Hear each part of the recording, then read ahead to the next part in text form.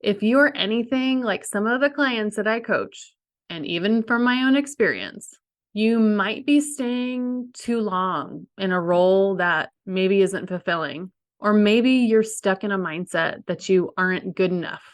Maybe you're stuck thinking that this isn't the right time to think about transitioning roles. I want you to know that you're not alone here. There are a lot of people in this position. I was in that position, not thinking I was ready, knowing I had it pretty good, but still feeling very unfulfilled.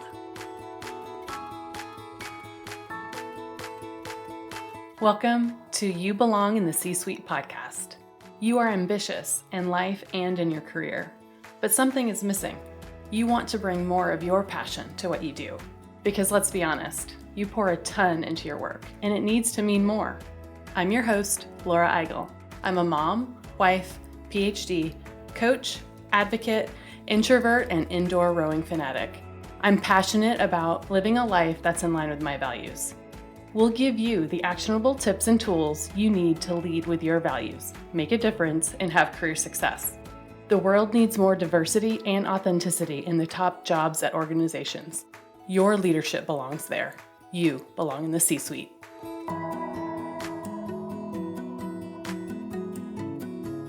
I'm really happy to talk about the You Belong in the C-Suite group coaching retreat.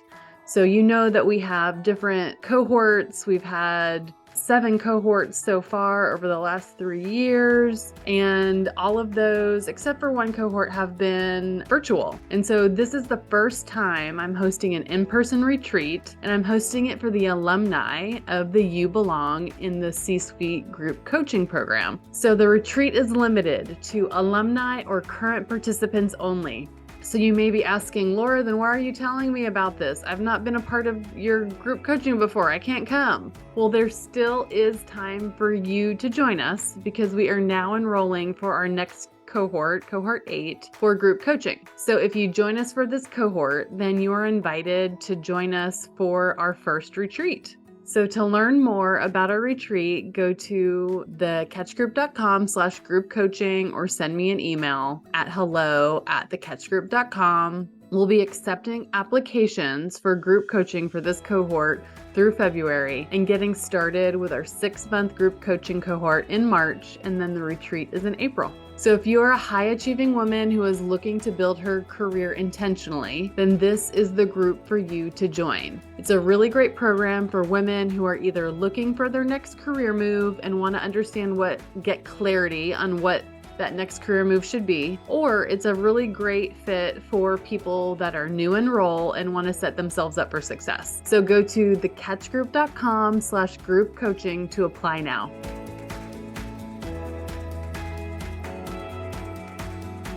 Welcome to this week's episode of the You Belong in the C-Suite podcast.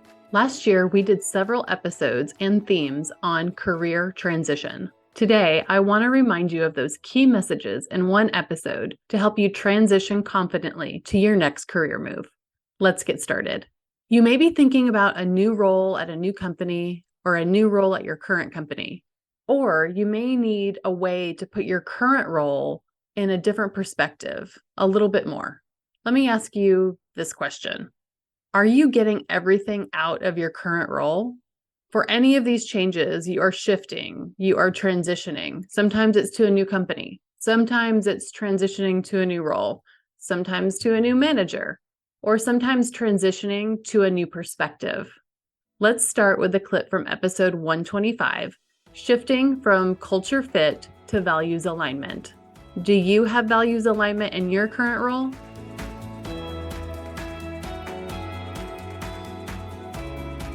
I want you to think about values alignment, not culture fit.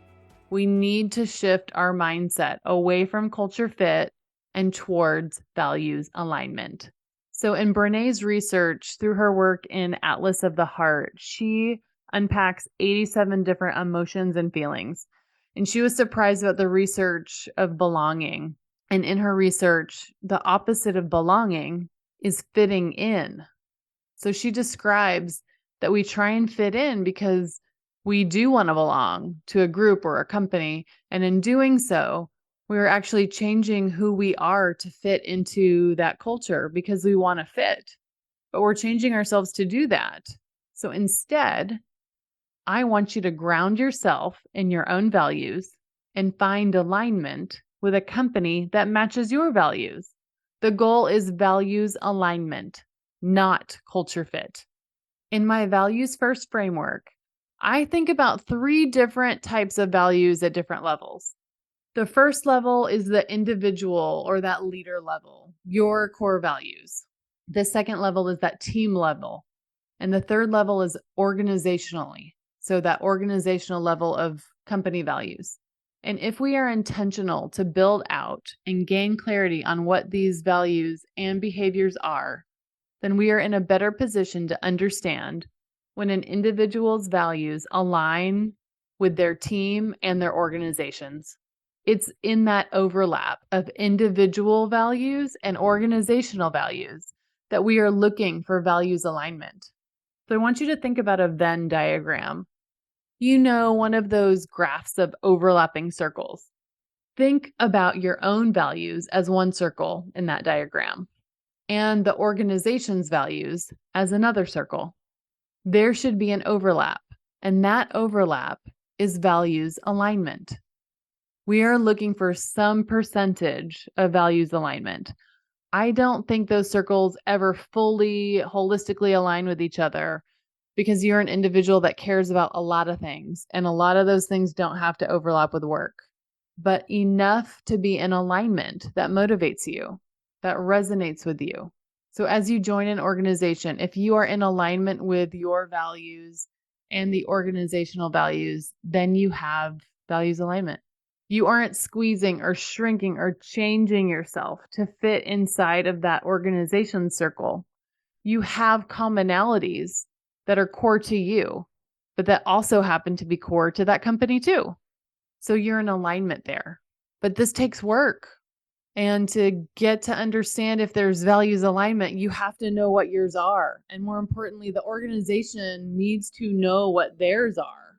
And then in that way, you know what's important to you and you seek that out in an organization.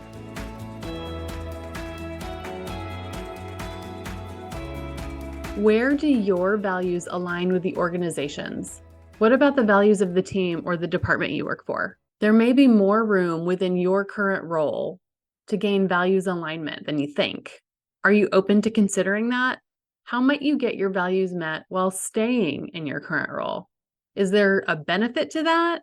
Or have you found that you really do need to find a different opportunity that gets to values alignment faster? How do you know when you've found that place? How can you use your values to evaluate your next role or job opportunity?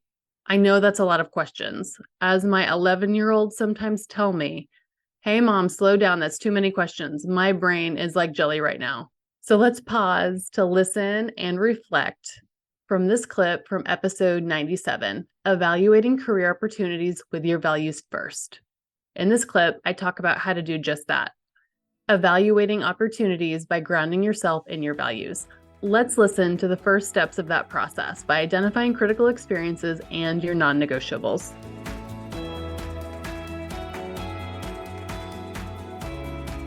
So this question has recently come up in one of my group cohorts in the You Belong in the C-Suite group coaching program. And the participants in that cohort said, Laura, if I had a scorecard or something that would be really helpful to evaluate opportunities. And I love that idea so much that I decided to build out a framework for you to evaluate your next opportunity aligned with your values. So let's dig in. So this process of evaluating your next opportunity aligned with your values has 3 different parts. Part 1 is grounding yourself in your values. Part 2 is identifying that opportunity. And part 3 is evaluating the opportunity centered in your values. So first and foremost, when are we even doing this evaluation? So you can do this really at any point in the process. You might, follow this process before you decide to apply.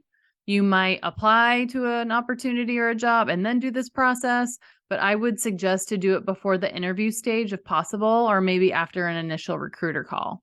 So each part of these steps in the process has a couple of steps in between it. So let's start with part number 1, grounding yourself and your values. I mentioned a bit ago that I love that we are even talking about this question because it means that we are shifting our mindset from figuring out if the opportunity is a fit for me versus I am a fit for this opportunity or company. So I will tell you though, that even though that's the case, there's still the negative thoughts that are going to creep in. Imposter syndrome and all of that other muck can still cloud our mindsets. So this part 1, part of this process is really essential. Even though you may feel like you should skip it, I would say do not do that. This is one of the most important parts. I want you to start evaluation based on some self-reflection of you and what's important to you. So part 1 starts with a 3-minute download of your accomplishments. I want you to set a timer on your phone or ask Siri or Alexa to help you out. Journal for about 3 minutes and list as many things as you can. List out all the things in your life and your career that you are proud of. Nothing is too big or too small. As I think about this, I might write down things like I have my PhD. I was in the C-suite as a chief learning officer. I'm a mom of 2 boys. While I was an executive at a Fortune 50 company, I had those boys. I was on a team that won an external award for the best learning program. I work out 4 to 5 times a week. Put it all down. Like, just write it all out. You are an amazing individual. So what are you most proud of? So that's the first part of part 1. The next part is to think about what you want in your next opportunity. And I want you to think about this not as a role or a job title, but a critical experience. So what is a critical experience? A critical experience is something that you can get in a job, like running a project, being a part of a company or an industry. You might list things like leading a bigger team, leading a project turnaround that isn't going so well, getting a role with P&L responsibility. A critical experience might be an experience with a global role, something in a bigger market, a new industry. You could get a critical experience building a strategy or executing a strategy. All of those things are critical experiences.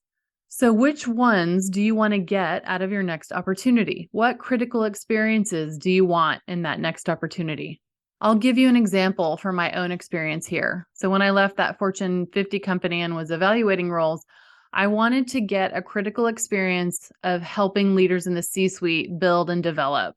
I had done that for so many other types of employees, from individual contributors all the way to vice presidents, first-time managers, helping them become better leaders. But I hadn't gotten a lot of experience developing the top leaders of a company. So that's one of the things that I put on my list as a critical experience. I also wrote down that I wanted to lead my own department and be on a leadership team. So those are all examples of critical experiences. And the last step of part 1 is writing down your values and your non-negotiables. So if you haven't identified your values, then I'm going to ask you to head to episode number 1, the one thing that's helped me most in my career. That's what that one's called. And that's how you can learn how to identify your values. But at this point, if you're listening, I'm assuming that you have done that. So I'm going to ask you to write those down and write your values down to ground yourself in those. These are the things that are important to you in your work and your life.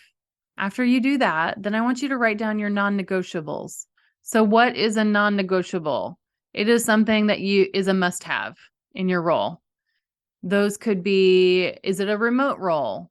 It might be a non-negotiable that you actually want to be in the office. That could be a thing. Is it traveling less than 25% of the time? Is it a short commute? Maybe a salary range? Maybe the amount of vacation or PTO you get? Any specific healthcare benefits? These are the things that you won't budge on. Write those down next.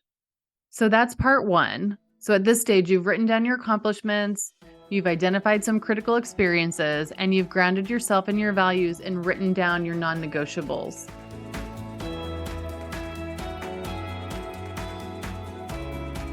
Listen to the rest of episode 97 to continue to evaluate opportunities with the scorecard framework. Next, I want you to set yourself up for success when in career transition. Here's a clip from episode 119, 5 mistakes that leaders make when transitioning roles. Your boundaries should come with you as you transition roles. Let's dig into where I see leaders make this mistake when they're transitioning.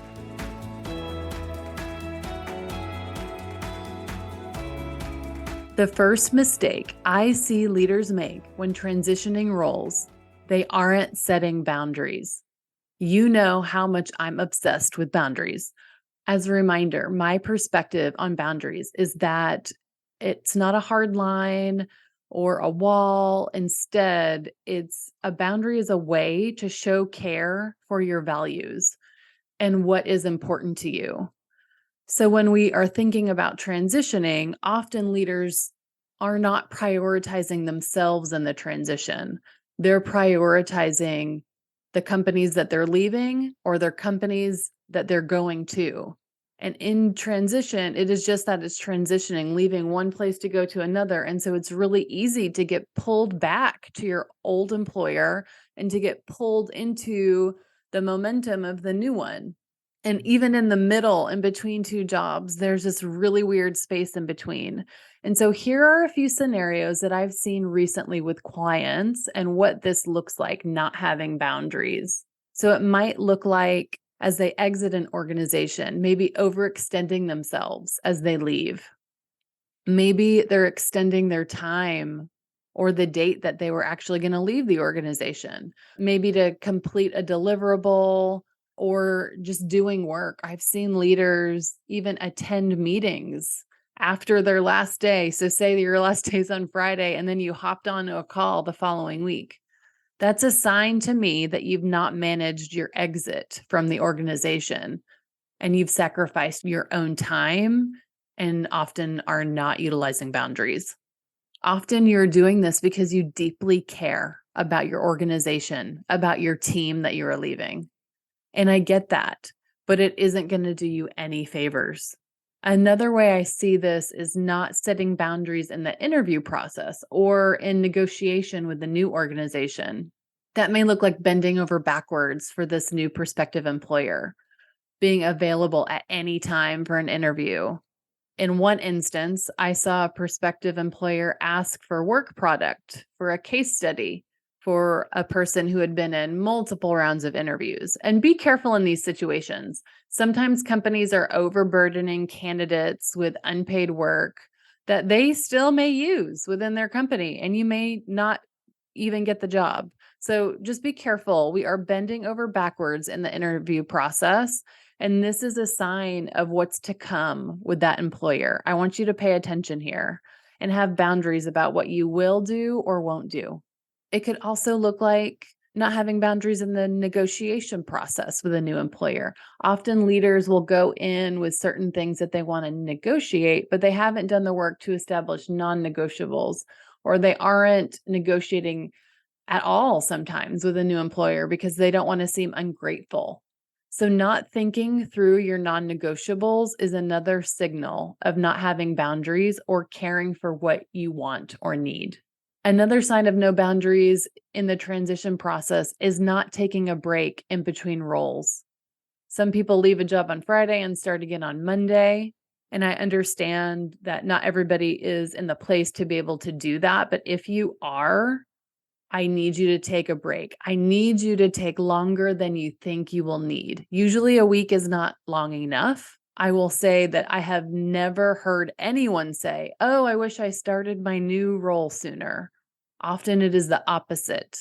They take a week in between and wish they would have taken 2 or 3.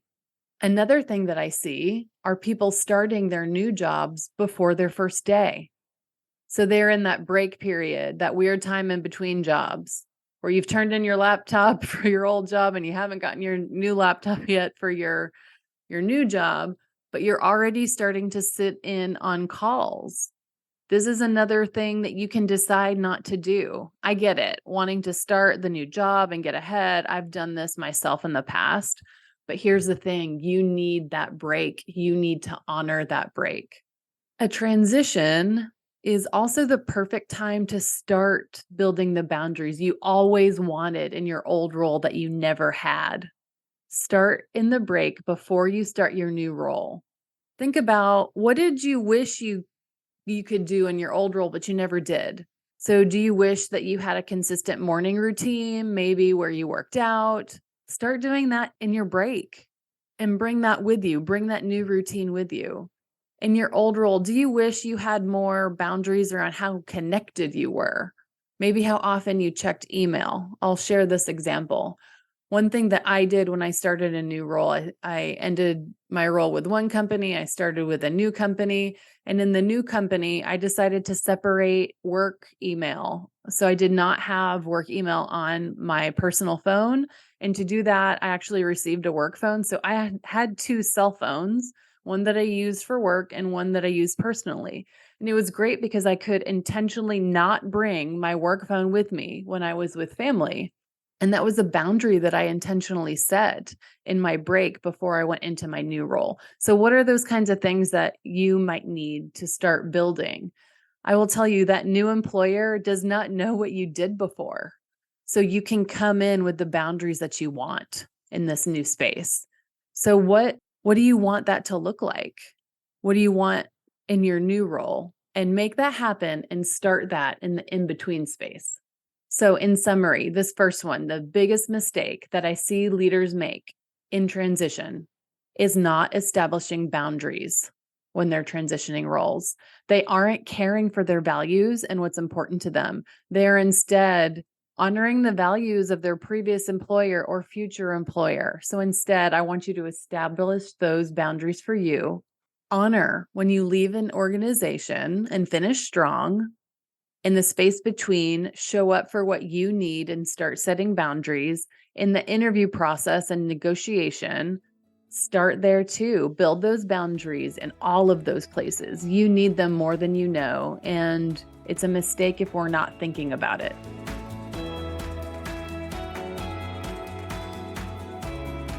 So far in today's episode, we've reflected on the mindset shift of centering your values and thinking about values alignment when transitioning roles. You've learned about how to start evaluating opportunities with critical experiences and non-negotiables, and you know the importance of bringing boundaries with you when you transition. Next, I want to leave you with a pep talk. If you are anything like some of the clients that I coach, and even from my own experience, you might be staying too long in a role that maybe isn't fulfilling. Or maybe you're stuck in a mindset that you aren't good enough. Maybe you're stuck thinking that this isn't the right time to think about transitioning roles. I want you to know that you're not alone here. There are a lot of people in this position. I was in that position, not thinking I was ready, knowing I had it pretty good, but still feeling very unfulfilled. Listen to this clip from episode 120. You are already ready.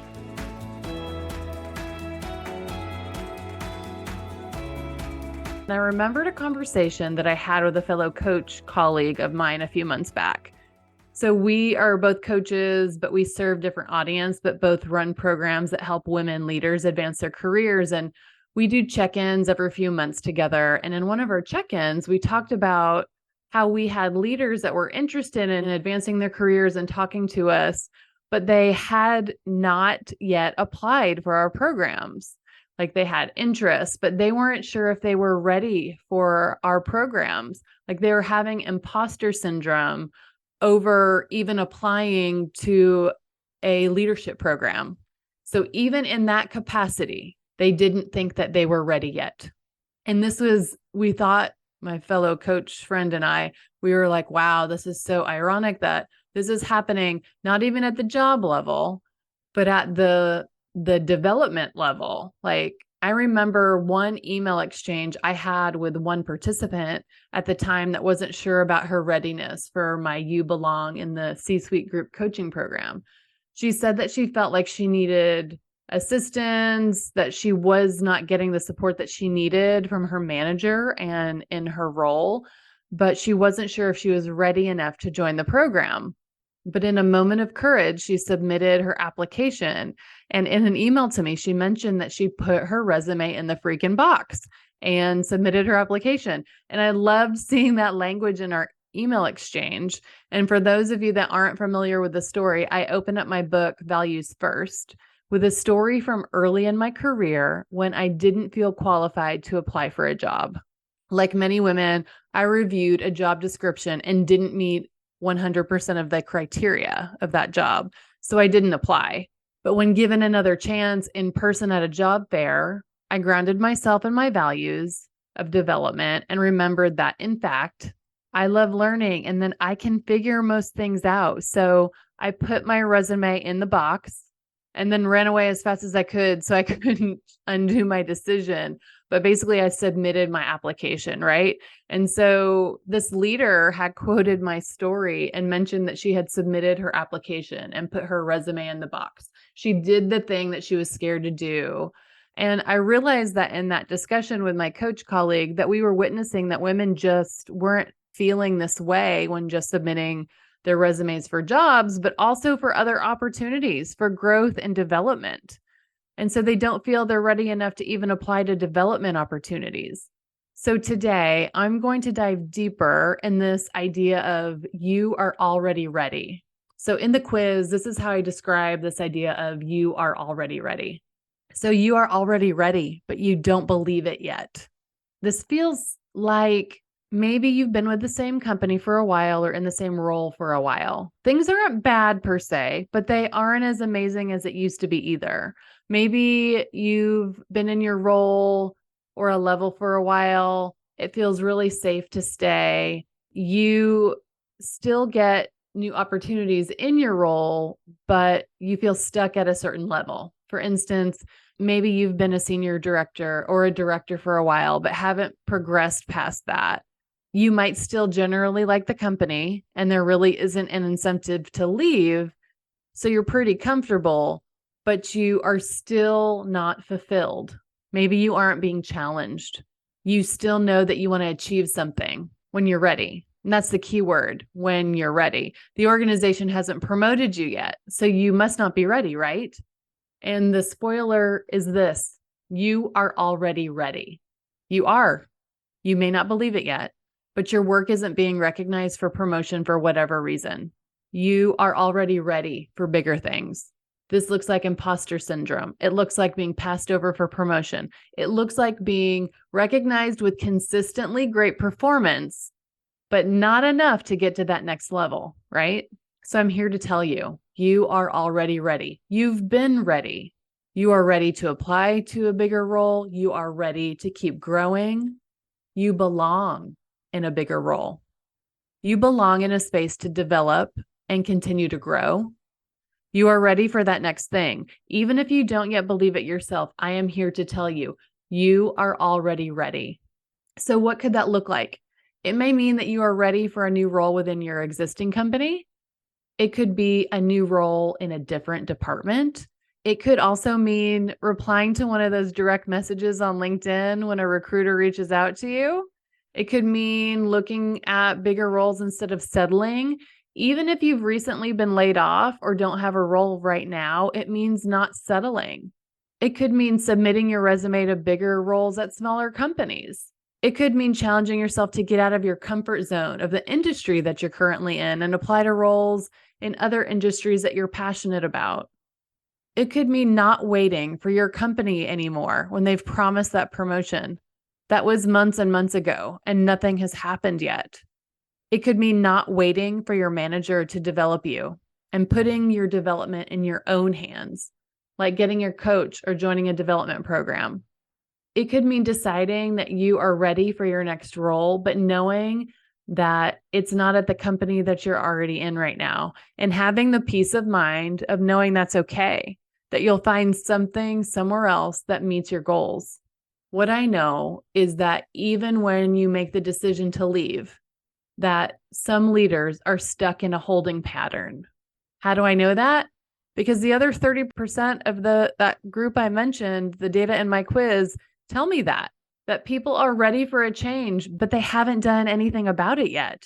So they are ready for a change and are still in that role. They're stuck there, whether that's imposter syndrome, whether that's lack of accountability, waiting for their bonuses to pay out. I will tell you, there is always something that is going to hold you there. They know that in the long term, that is not the role for them, that in the long term, that company isn't right for them. They may feel disengaged. They may feel like they're not giving their all, but they're still a high achiever, right? They may care less than they used to, and they know that that's not like them. So why haven't they left yet? Lots of reasons. They may need a next role before they leave.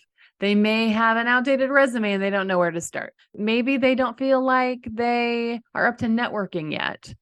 They may be waiting for lots of different things to finish a project. They don't want to leave their team. You love your team. You don't want to leave your direct reports. I could go on and on. There's always something that's going to keep you there. So whether you are ready or if you've already made the decision, right now, you're in a position that feels uncomfortable. And I want you to reach your career goals.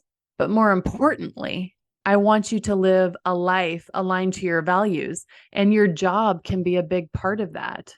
I want you to be at a company that aligns with your values. I want you to set the pace for your week and feel challenged but accomplished and not overwhelmed with work. And I know that you can get to that. You may need accountability to get there. You may need community to get there. You may just need an outside perspective. I'm inviting you to join us in our next group coaching cohort of the You Belong in the C-Suite group coaching program.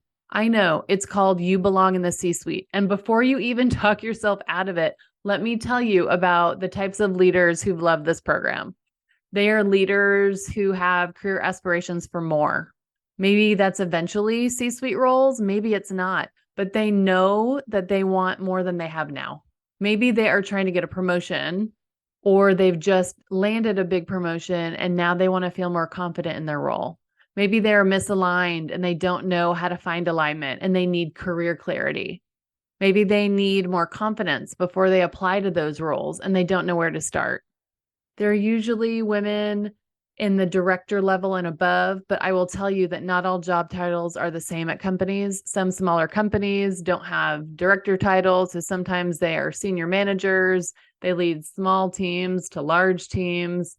Some strive to get to the VP level. Some are still trying to figure out their director level at bigger companies. They are usually women in their mid-careers with aspirations for more. And if that describes you, then you should apply. You should put your resume in the freaking box. That's the metaphor. There's actually zero requirement for you to submit your resume as part of the application process. The application process takes about 10 minutes. I ask you things about what you want to get out of the program, things like career clarity, a space to hold yourself accountable in your career transition, maybe a way for you to build your confidence. I ask you about what you can give to the program. So what are your strengths that you can bring to the group? What specific experiences do you bring that will help others learn? I ask you about your level of commitment and availability, those types of things. So if you've ever thought about it, now is the time to apply to the You Belong in the C-Suite group coaching program. You don't already have to be in the C-Suite, so please do not discount yourself. The You Belong in the C-Suite group coaching program is a 6-month experience. I build out cohorts that are really small on purpose. The sweet spot for cohorts is 4 to 6 women in a cohort. That way you get a group experience, you get to know the other women in it, and you get to learn from them, but you also get individualized attention as well. This is a space where you will need to show up. You need to attend and do the work. We also meet you where you are too, though. Each month we focus on a different module, but you have a customized plan that you work on at the beginning. We also start out group coaching with a one-on-one with me so that we can get you kicked off in the right way with a customized plan for your development. Then we meet monthly for group coaching sessions. And then we also meet a few times in the month to build community to get informal coaching along the way. So in that 6-month time span, I've seen leaders get promotions, get raises, negotiate for more in terms of their bonuses. But most importantly, I've seen them gain confidence, build boundaries, and prioritize themselves and their development. So ask yourself this: where do you want to be in the next 6 months? In 6 months, do you want to have more confidence? Do you want to get rid of some of those limiting beliefs? Do you want to get more career clarity?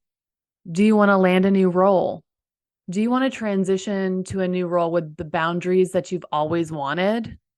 Go to thecatchgroup.com/group coaching to apply now. The 6 months will go by no matter what. So if you are thinking about it, I would tell you this: you are already ready.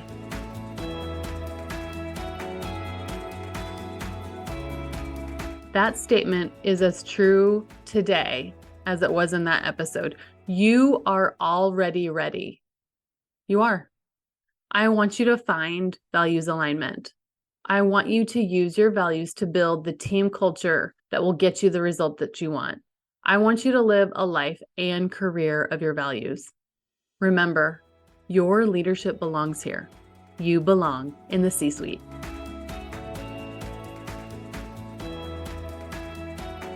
I want to thank you so much for listening to the You Belong in the C-Suite podcast. If you are enjoying this content, please remember to rate and review on Apple Podcasts. By leaving a review, you are helping others find this content. We will be featuring 5-star reviews on air in upcoming episodes. Editing and support for the podcast is done by S&E Podcast Management. To get more tips and tools to help you live a life guided by your values, go to thecatchgroup.com. Keep your boundaries and take care.